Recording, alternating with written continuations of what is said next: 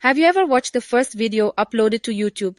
It's an important question. No, really, it matters. I don't think it matters just because I'm a YouTube expert and think it's high quality content. Spoiler alert, it's not. I think it matters because it's history, and we can learn so much from history.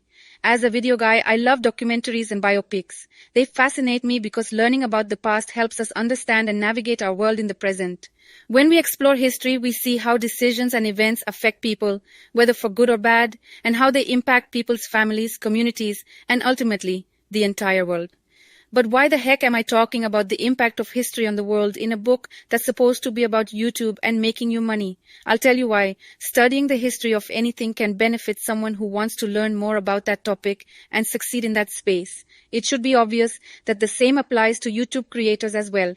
I truly believe that if creators and businesses will take the time to learn from YouTube's history, how it became the mega platform that it is based on decisions that lead to failure and success, they will become better content creators and businesses and be more equipped to generate their own success on the platform. So how did YouTube start, and how does that affect you and your content? In July 2002, the prestigious startup company PayPal had just been acquired by eBay for $1.5 billion. This created a lot of buzz in Silicon Valley. Ideas were being tossed around for websites, apps, and platforms that could possibly bring in a lot of money and transform the world into a digital money-making giant. 3 PayPal employees, George Karim, Chad Hurley, and Stephen Chen, were some of these idea generators. They soon came up with the idea for the YouTube website, but it was nothing like the website we are familiar with today. They started it as a dating website. From their makeshift office in a garage, the domain name youtube.com was activated on February 14, 2005, Valentine's Day, the perfect day of the year to start a dating website. On April 23rd, they uploaded YouTube's first video called Me at the Zoo. It was 19 seconds of Karim at the San Diego Zoo talking about the elephants. If you go and watch it now, you'll laugh because you know he was trying to get the website to be a place to find a date, and he makes an innuendo about the anatomy of the elephant. The video was actually pretty good quality for non-professionals at the time. Now that they had the ball rolling and the servers going, these guys needed active website users. Who was the demographic of people looking for love? College-age students. So they pitched at the nearest university campus, Stanford, and canvassed pretty heavily, passing out flyers to everyone who would take one. Their slogan was, "Tune in, hook up." There were virtually no videos on the site yet, so they uploaded footage of 747 planes taking off and landing. There was no rhyme or reason. They just wanted videos on there. The whole thing didn't make any sense, Karim said. We were so desperate for some actual dating videos, whatever that even means, that we turned to the website any desperate person would turn to, Craigslist. They ran the ad in Los Angeles and Las Vegas, offering to pay women $20/video to upload videos of themselves. They got exactly 0 responses. Here is where it gets interesting and applicable. Once people began using their dating website, the trio looked at the data coming in those first few weeks and months, and they realized that the website's handful of users were not coming for dating at all. They were coming for self-broadcasting. They were posting videos of themselves and their friends doing funny or embarrassing or weird things. They were posting videos of their pets, videos of snowboarding, videos of random places and things and the like. At this critical juncture, Karim, Hurley, and Chen had a decision to make. Should they continue to push YouTube as a dating website as planned, or should they change their business model entirely because the data showed that the usership was not the I want to date crowd? Forget the dating aspect, said Chen. Let's just open it up to any video. Herein the power of YouTube was born.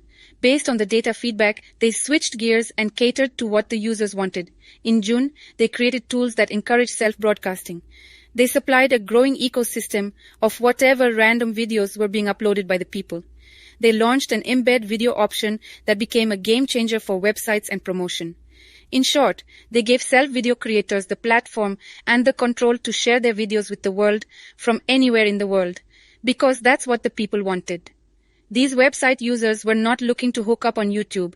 They were finding a place to put their work and their creativity.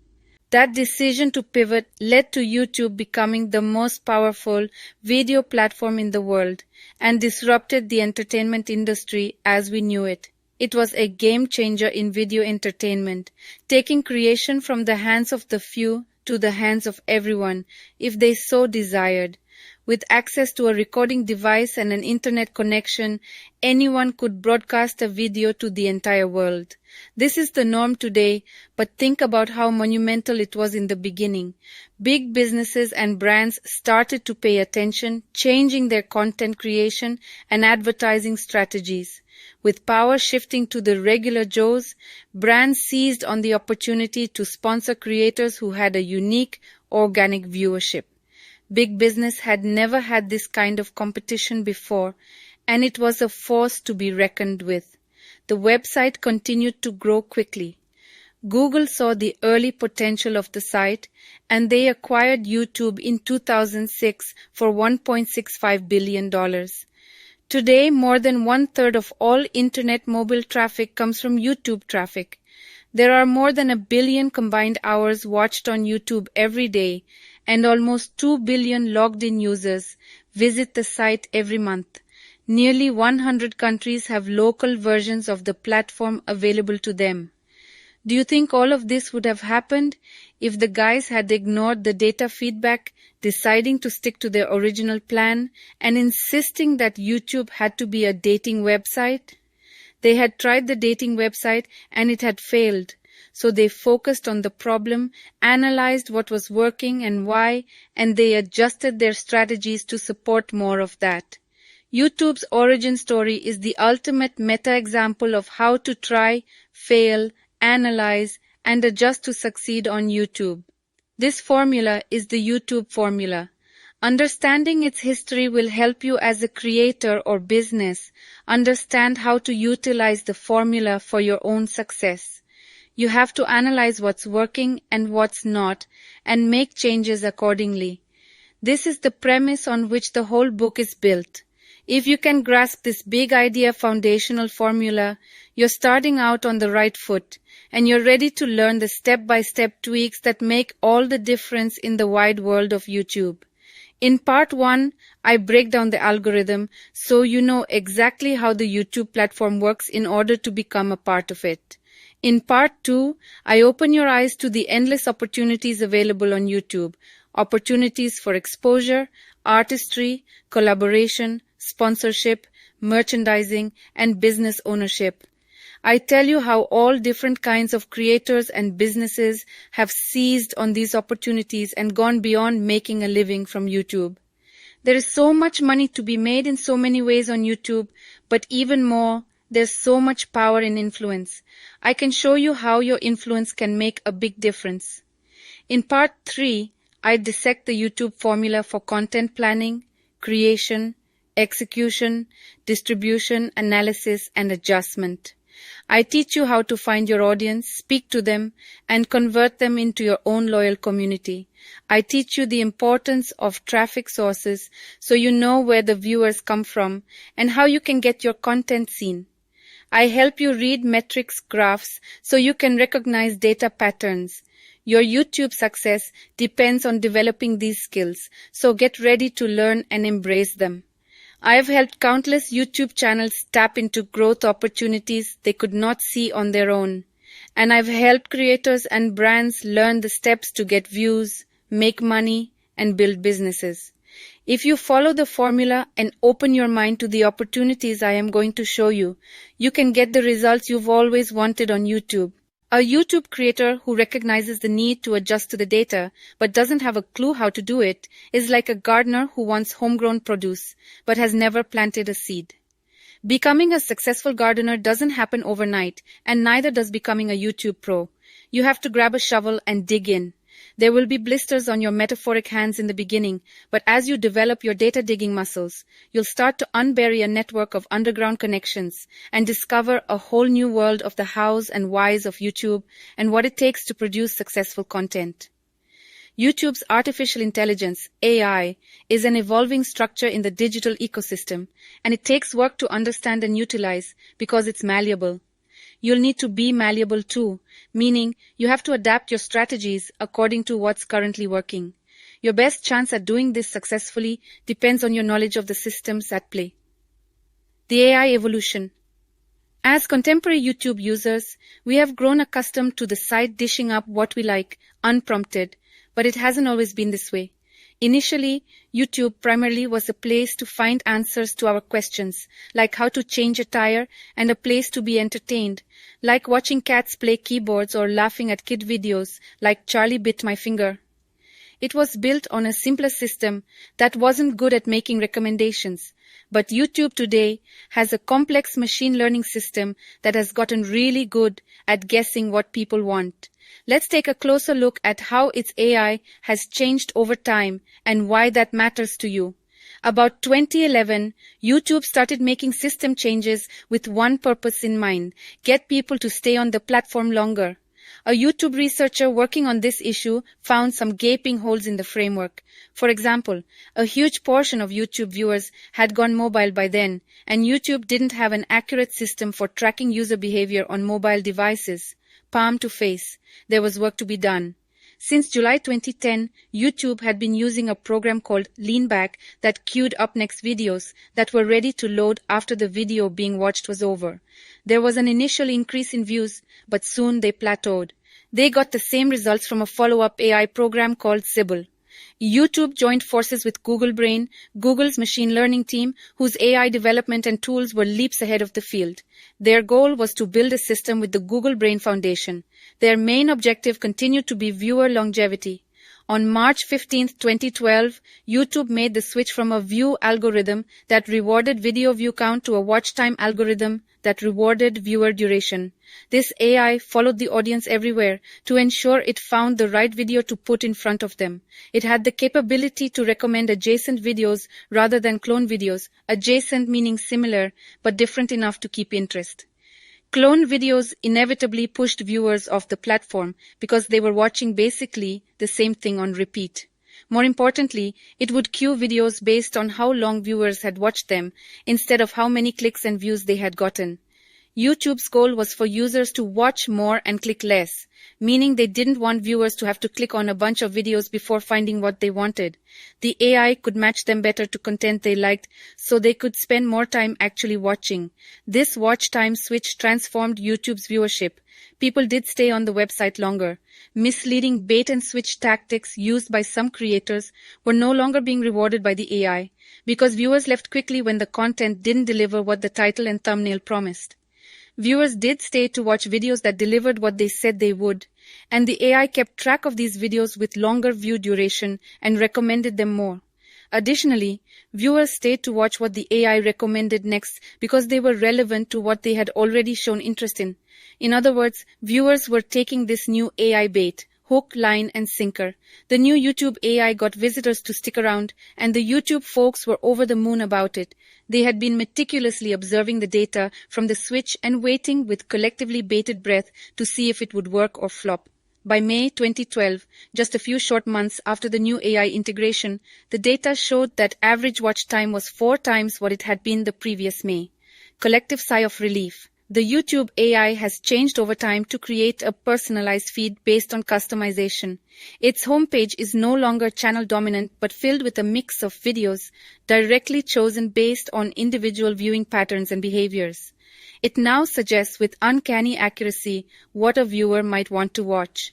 This is a huge change from its surface recommendations. You're no longer dipping from the site. If you don't know what dipping is, ask a Gen Z kid, because the videos are just another version of the one you just watched. You're sticking around to click on the video that you've never seen before, but are definitely drawn to. It's as if YouTube hired a tailor to come in and take your measurements so he could build you an outfit you didn't even know you wanted. Who doesn't love the feel of something that fits like a glove? And that also doesn't look exactly like every other outfit you own. Diving deep into the deep learning machine. To explain further, let's rewind and re-examine the data. After the turn of the first decade in the 21st century, YouTube came face to face with some hard truths. First, their users were watching videos from a bunch of other platforms instead of coming to the site directly. YouTube viewership was up, but only because people were watching YouTube videos that had been shared to big platforms like Facebook and Twitter. This made it impossible for YouTube to gather data about their consumers and to retain and monetize them. Another tough truth was that YouTube had different operating programs for different devices and applications, so they needed to collect the pieces and reboot an operating system in one place directly from the source. Shockingly, at the time, YouTube didn't even have a dialed-in system for analyzing mobile usage, which was an embarrassing realization because a huge percentage of viewership was mobile. Its digitally ancient mobile development was painfully slow, and something needed to be done about its stat. Enter InnerTube in 2012, an interdepartmental program at YouTube HQ created to revamp algorithms and development from the top down. InnerTube was resetting the system and observing its reboot in one place to ensure everything fell into place correctly and quickly. It was imperative that implementations be made quickly and could be tested before applying across the board. If a new change didn't work, they needed to pull it promptly without it crippling the whole shebang. Then they would tweak and try again. Another vital piece to the reboot was utilizing deep learning machines. Google's AI had undergone several phases of development and usage, and it was getting better and better. Google's deep learning AI was now capable of using gigantic neural networks that got really good at things like recommendation and search. Deep learning goes beyond basic machine learning in that it's built to mimic human neural networks. It makes nonlinear conclusions. The input data for deep learning machines on YouTube came from the behavior of its users and monitored not only positive viewer behavior, like which videos they liked and kept watching, but also negative behavior, like which videos they skipped or even removed from their custom homepage or up-next recommendations from YouTube. Monitoring both the positive and negative behavior of its users is vital to the algorithm's accuracy. This neural network has gotten so good that it can even predict what to do with new or unfamiliar videos based on current user behavior. Saying it has a mind of its own is not much of a stretch. The AI actually doesn't observe the total internet behavior of a user. It only watches what happens on YouTube. This matters because it's what maintains its pinpoint accuracy in recommendations. How? Let's say you went to google.com and typed steakhouses in Los Angeles in the search bar. Does that mean the next time you go to youtube.com, you want it to recommend videos on how to grill a perfect steak? Or that you want to take a video tour of LA? Probably not. But if you search how to grill the perfect rare steak directly on YouTube's search bar and click on the first recommended video, the suggested videos that pop up next might be World's Strongest Man, Full Day of Eating, then How to Clean a Cast Iron Skillet. These secondary videos don't have anything to do with steak, but do you see how that viewer would be a likely candidate to continue clicking? That's a deep learning machine that knows what it's doing. And YouTube and its ecosystem are direct benefactors, because when viewers watch more, everyone makes more money and gets more brand exposure. A machine at work, and it's working YouTube, recommends hundreds of millions of videos to users every single day, in dozens of different languages in every corner of the world. Their suggestions account for 75% of the time people spend on the site. In 2012, daily watch time averaged out at about 100 million hours. In 2019, that average sits at a mind-blowing 1 billion hours a day. 1 billion hours of video content being collectively consumed by viewers on one website every single day. Over this 7-year span and thousands if not tens of thousands of tweaks and triggers, the deep learning AI has gotten really good at recommending videos to keep viewers watching longer. The algorithm breakdown.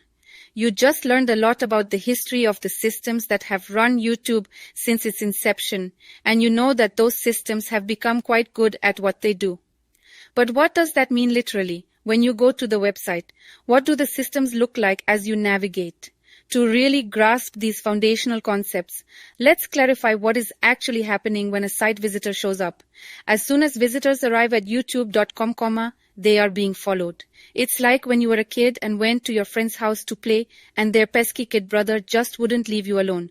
But think of it this way. Instead of being pesky, the brother quietly observes your behavior and accommodates your every whim. You want a snack, so he runs to the kitchen and returns with an apple. You say, no thanks, so he takes the apple back and returns with a bag of Cheetos.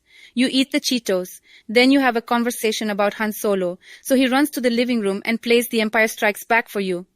The next time you go to their house, as soon as you walk through the door, he hands you a cookie and turns on Return of the Jedi. His prediction about what you might want to eat or watch is based on the last time you came over, and it's probably spot on.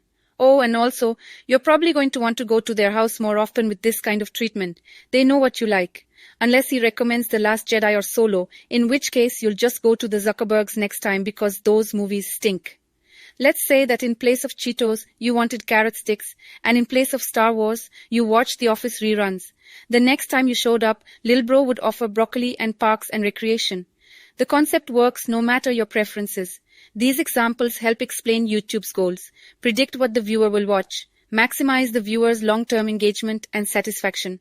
How they do it is broken into two parts: gathering and using data, and algorithms with an S. Part 1. Gathering and using data.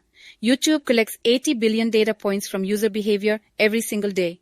They gather data in two key areas in order to achieve the goals of the AI. The first area it observes is user behavior via metadata. It determines things about a video based on the behavior of the person whose eyes are on the screen and whose fingers are doing the clicking. Satisfaction signals train the AI what to suggest or not. There is a very specific list of these signals: which videos a user watches, which videos they skip, time they spend watching, likes and dislikes, not interested, feedback surveys after watching a video, whether they come back to rewatch or finish something unwatched, if they save and come back to watch later. All of these signals feed the satisfaction feedback loop.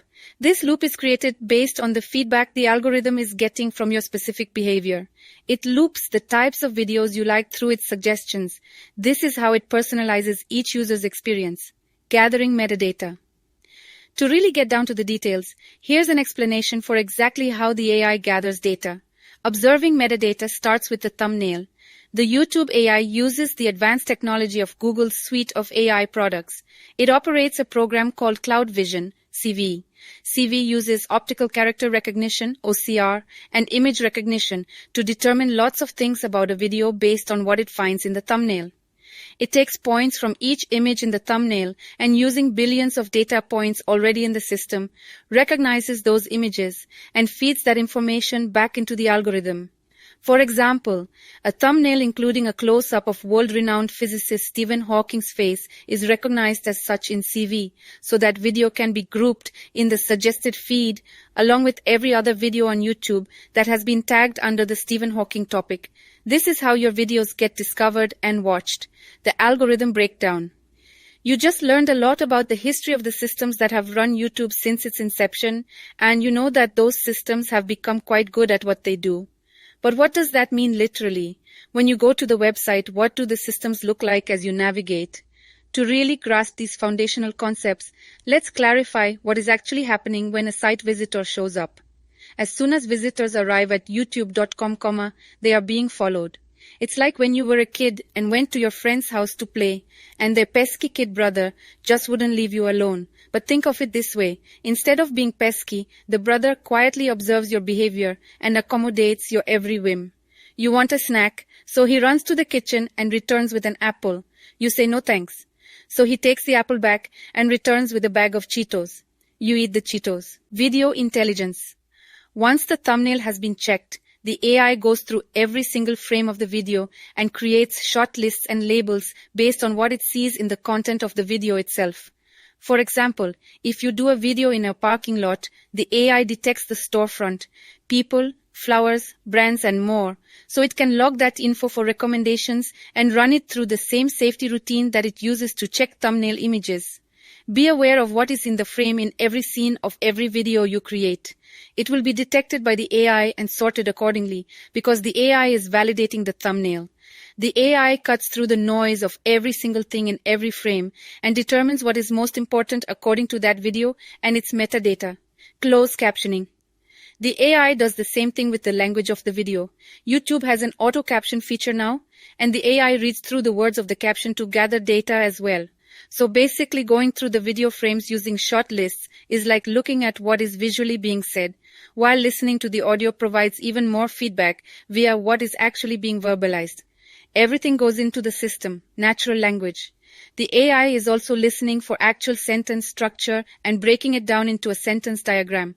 This extracts the meaning of what is being said. It can differentiate language so it can group it categorically, but not just on the surface. For example, two different creators might both talk about Stephen Hawking in their videos, but one video might be biographical or scientific, while the other might be humorous or entertaining. Even though both videos are talking about the same person, they are categorically different enough that the AI would categorize them differently and group them with different recommended content because of the language being used. Video title and description. As you should expect, the algorithm also looks at the video's title and description to supplement what it has already learned from the thumbnail, frame by frame, and the language. But it only tracks this as long as it needs to before it will use viewer data that comes in. The AI knows that people can be deceptive with metadata, but they can't lie about what's actually in the content. Don't slap a title and description on your video haphazardly just to get it finished and uploaded. The verbiage matters, so choose your words wisely. Most creators don't leverage the video description to its fullest potential. It's another data point the AI looks at to help with search ranking and discovery. Part 2. Algorithms with an S. Did you know that YouTube has more than one algorithm?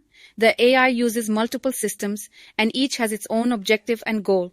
The surface features viewers see are browse features, homepage and subscription, suggested trending notification search. Each of these features runs separate algorithms trying to be optimized for a higher hit rate, and they all feed into the YouTube AI. They have separate hit rates to determine what actually works for users in each particular system. Hit rate means how often viewers are able to find what they actually want to watch. Have you ever heard of a fisherman getting a hit? It's when a fish takes the bait. Imagine that you are the fisherman who has tossed his video into the water. Potential viewers are the fish swimming by your bait. Maybe 10 fish take a look at the bait and swim on by because it's not the brand of bait that they like. But along comes a fish who says, "That looks good," and he bites. Say you toss this line 10 times, and while 100 fish swam past, 10 took the bait. There's your hit rate. This hit rate is so important to each system in the AI. The algorithms are very sensitive to user behavior and the metadata on each traffic source so that they know how to change to increase the hit rate. Additionally, YouTube is constantly running experiments, several thousand a year, and they implement about 1 in 10 changes as they go. So this translates to hundreds of changes being implemented annually. These changes help the system get smarter, and smarter means better at feeding viewers what they will watch. Browse. Homepage. YouTube's homepage has changed over time. Users no longer have to type a query in search or to put in the work to navigate. The homepage used to be where users saw only video recommendations of channels they had subscribed to. Now the homepage has a personalized recommendation feed based on that user's history over time.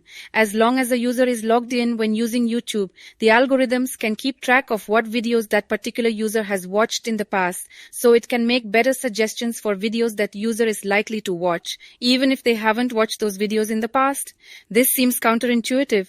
It seems like the algorithm could be more successful suggesting videos it knows a user has already watched and liked.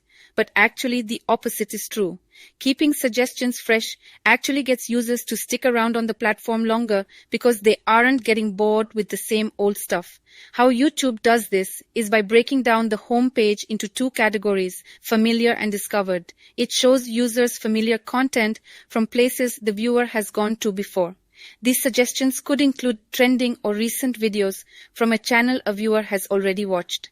The discovery side includes videos or channels that users with similar viewing patterns have watched and liked. YouTube has found that these combined strategies are keeping viewers better engaged. If you want to get on the home page, and this definitely should be your goal, learn the triggers that get videos there. Try to improve your click-through rate and audience retention because these will help you get pushed out to a more general audience. Browse. Subscription. This one doesn't need a lot of explanation. The subscription section pulls content from channels you've already subscribed to. It will suggest new videos from your subscribed channels, especially new videos with similar content to what you've consumed before. For example, you watched a prank video or 2 from a channel you have subscribed to, so the AI pulls that channel's newest prank into your subscription feed. Suggested another place besides the homepage creators should be focusing on is suggested feed, including the up next video. These are the suggestions below on mobile or to the right on desktop of the video that is being watched. This is a powerful place to be. Viewers stick around when this feature is working really well, and sticky viewers are YouTube's goal. So if you can use the triggers to get your video in the suggested feed, you're exactly where you need to be. What are the triggers? First, make sure you have created a strong relationship among the data in your own content.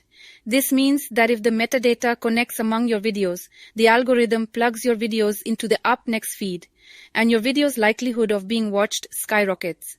Metadata includes title, keywords, description, and the content itself. We talk in depth about metadata in part 3 of the book. The viewer's behaviors trigger which videos get put in the suggested feed as well. So when your content keeps viewers watching instead of bouncing, your content is more likely to be recommended here. Other things the AI looks for in this feature include the rabbit hole type and the watch something else type. Rabbit hole explains itself pretty well. It's the type of videos that are similar in one way or another that keeps the viewer following a specific path. These include videos from the same channel, videos and channels that are similar to the one playing videos that other people watched after watching the current video. The watch something else type, also self-explanatory, exists because viewers eventually tire of watching videos with similarities, and they need something entirely different if they are going to stick around. This isn't a random selection. It's still a personalized recommendation based on their past behavior. This recommendation comes when the AI has a stored history of what that viewer has watched over time. Trending, I like to call this the geo-specific water cooler. A common misconception is that trending is synonymous with popular, but it's not. Trending topics are broad topics that people are talking about right now all across the internet. It is what's currently happening in the news, on social media, websites, blogs, and elsewhere. By geo-specific, I mean that even the internet has geographical regions, both in location and in authority. Websites with more authority than others will have topics that trend better because YouTube knows more eyes will be on them. So it pulls those topics into their own trending section. They realize it's what people are seeing elsewhere, so they are more likely to click on that topic when they are on YouTube as well. By location, groups that live in the same area often are interested in the same things. For example, something that would trend well in LA likely would fall flat in the Midwest. Notification. When someone subscribes to your channel, they can be notified by YouTube when you upload a new video, but only if that subscriber has also clicked on the bell button. The notification comes through on the subscriber's YouTube app or via email. Search, another straightforward feature, is the search. Users type in a keyword or phrase as a query to find what they want to watch. The search feature displays videos related to that query. The algorithm narrows down the results based on the metadata and the video generated by the creator. And it also looks closely at past data from people searching similar queries and how they responded. A lot of people think they just need to do SEO to make their video go to the top, but there is a freshness feature that will pull new videos into these results. Take a look at what's trending and create content with the right connecting metadata. Know especially what's trending in your niche. If your video performs well, the algorithm keeps it in the search results. But if it doesn't, it drops it. It's not YouTube's fault. You have just learned a lot about YouTube's history and its inner workings. Congratulations! You've done some good digging. But do you find yourself musing, okay, great, but what does all of this mean for my content? I often come across creators with good intentions and lofty goals, but they aren't seeing the results they want to see, and they blame YouTube for it. If I can get anything from these first chapters to stick in your head, it is this. Don't blame YouTube, blame your content. I know this sounds harsh, like I just called your baby ugly, but try to take a step back and look at it objectively. Maybe your baby really is ugly. If you can swallow the hard pill that maybe your content is to blame instead of the big bad algorithm, you'll be ready to learn the YouTube formula.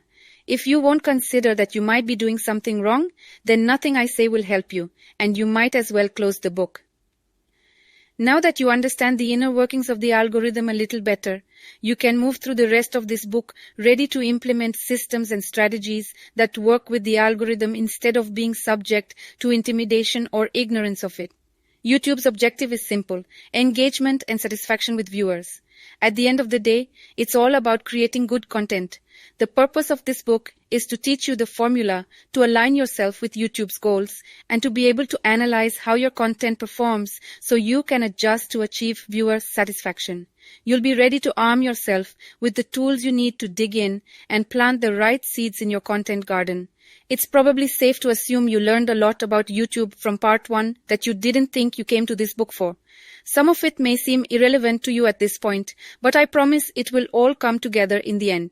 But let's be honest, you're here because you want to achieve massive success on the platform. Some creators define success as X amount of views or subscribers, but all YouTube success stories point to one thing: making money. YouTube provides a place for people to share their passion with the world, and this is great. But do you know what is also great? When people get compensated for their passion. Making money is not a bad thing. This is why we are here, folks. You can spread your passion and make money doing it without being a sellout. In fact, the more money you make, the more you can spread your message to the world. Maybe you've been working hard toward achieving YouTube success for a long time, but your efforts remain fruitless. Remember how I said your baby might be ugly? With this thought in mind, I invite you to put down your defenses and be open to what I am about to tell you. It's not YouTube, it's you. I have helped hundreds, if not thousands, of YouTube creators see things about their channels that they simply could not see on their own. I have learned from many YouTube failures over the years in order to change the things that were not working. I use quotation marks because I do not actually consider them failures. I consider them an important part of the process. It's like Thomas Edison said, "I have not failed. I've just found 10,000 ways that won't work."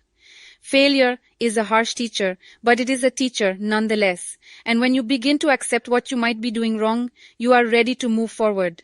Some YouTubers don't analyze why a video underperformed, or they don't know what to look at. So, what do?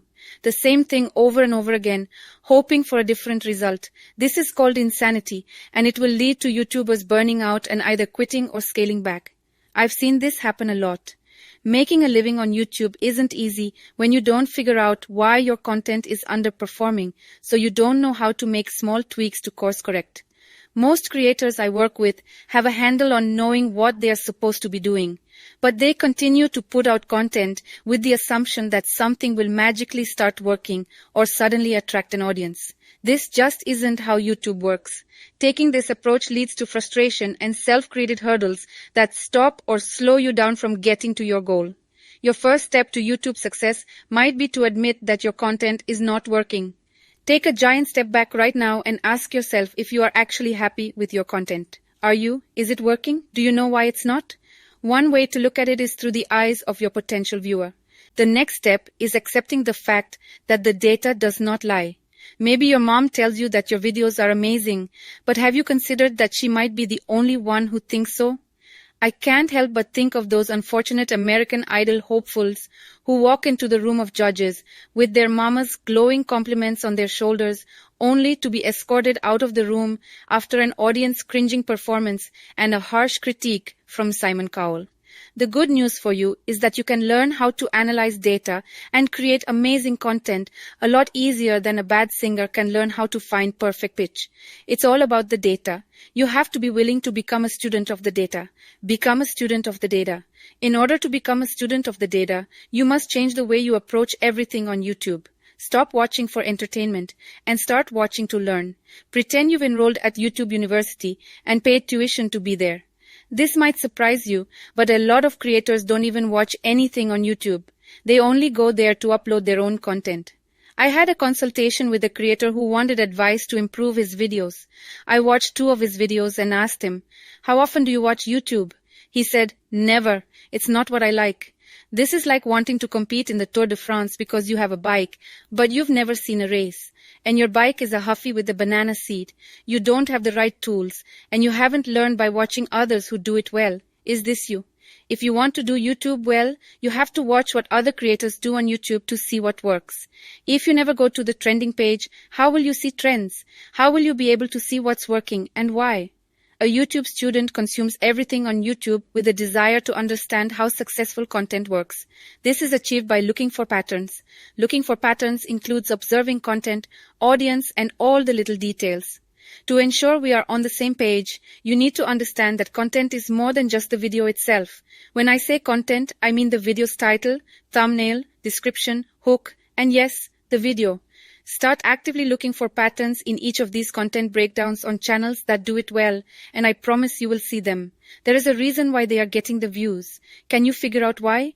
Do the same with a successful video or channel's audience. I always dive deeper and ask questions like, who are they? Where are they coming from? What is their age and gender? What kinds of things are they saying in the comments? What other videos are they watching? In addition to learning patterns, you also must learn the tools and systems YouTube gives you as a creator. There isn't a successful creator out there who doesn't know how to observe and interpret analytics. Stop being afraid of your analytics. The only way to become an analytics pro is, wait for it, by looking at your analytics. This is not rocket science. I realize this may seem easy for someone like me, but that it might initially seem overwhelming for some creators. Again, all I ask is that you are willing to listen to what I will teach you and willing to do the work. I was visiting my client Jimmy Donaldson, aka Mr. Beast, in North Carolina when another creator named Zachary Sie, aka ZHC, came to give Jimmy a custom Tesla. We were getting sushi at the end of the day, having a conversation about our favorite topic, YouTube data. I watched a few of Zach's videos and asked him a few questions about his data. Then I made a bet that I could guess his channel's demographic. Jimmy said he would pay for dinner if I could be within 2%. The bet was accepted. Well, I've been on YouTube a while and I've seen a lot of data. I always look for patterns and I've been doing it a long time, so I thought I could guess right. After learning just a couple of things about the channel, I made an educated guess that Zach's viewers were 46% US-based and skewed more male to female. He pulled out his analytics and guess what? I was right on. It was exactly 46%. They were shocked at my accuracy and I was stoked that I had won the bet because Jimmy had to pay for my dinner. Nothing is better than winning and getting free sushi. Thanks, Jimmy. Know your analytics. It's the only way to know what needs to change, and something always needs to change. Even the most successful channels keep adjusting to be better. It's how they got successful, and it doesn't stop once you've arrived at success. Your audience will change and evolve over time. If you don't watch this, the audience will stop watching your content if you're not course correcting, because your content will become stale. There are so many ways you can learn how to improve your content, but the best ways are always based on what you can observe in your analytics. The comparison and copycat traps. A word of caution, however, don't get caught in the comparison trap. Yes, you need to do niche-specific research, but that doesn't mean that you sit and compare your channel to others. I can't tell you how many channel consultations I've had where the creator tells me their content is so much better than their competitors' content. They don't understand why a channel with lower quality videos would be outperforming theirs. Stop doing this. Instead, focus on what you can learn. Ask yourself what that creator might be doing to get more watch time and viewer engagement than you. Focusing on the thing that makes you mad or frustrated makes it hard to observe analytically. Take out the emotion and put on your thinking cap. Comparison is a slippery slope and will leave you feeling discouraged and immobile. Focus on yourself and ways you can improve. I often laugh when I have conversations with Mr. Beast and he is comparing an old video in the last year to new videos. About one old video, he said, "Why would anyone watch this? Thinking it was a bad video and it had 50 million views. We could have done it so much better knowing what we know now." Then we discuss how we could have made videos better based on the data. This is the superpower. You can always learn so much when you are competing with yourself. Always be improving. Further, beware of becoming a copycat creator. There is a difference between following a trend and flat out stealing an idea. You can learn from others' methods, content, and themes and utilize them without copying exactly what they say and do. I have seen too many clone videos from copycats who produce frame-by-frame replicas of other creators' videos. Don't be this person. Take an idea you like and put your own spin on it.